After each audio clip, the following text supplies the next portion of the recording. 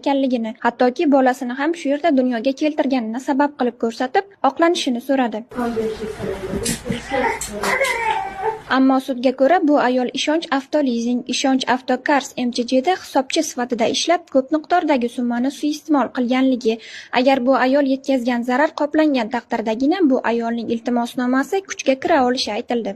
Siz ham alohida firma ochganmisiz? Qanaqa aralashib qoldingiz bu ishga?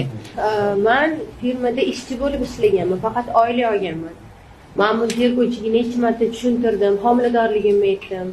Hozir men 14 oydan beri Toshturmadaman. Bolamni yashashda turdim.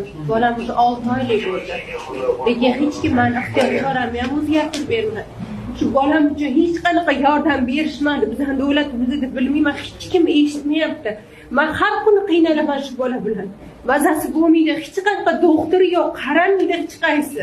Yosh bolani hech kim tushunmaydi o'tda.